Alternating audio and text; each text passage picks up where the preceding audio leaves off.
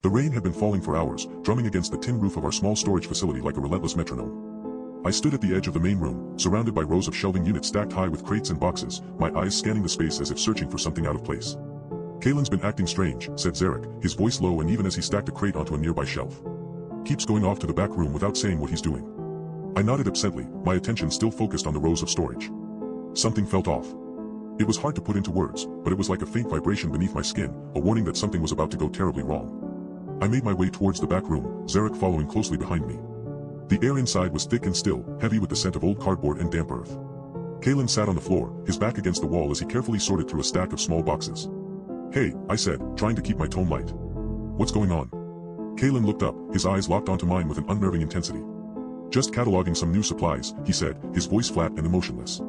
I hesitated, feeling a shiver run down my spine as Kalen returned to his task without another word. Something was very wrong here, but I couldn't quite put my finger on what it was.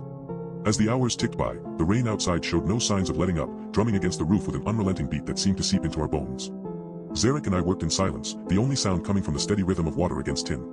But as the darkness deepened, I began to feel a creeping sense of unease.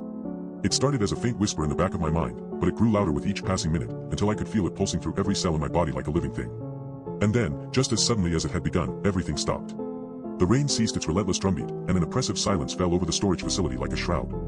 I looked around, feeling a growing sense of disorientation. Zarek was gone, vanished into thin air without warning.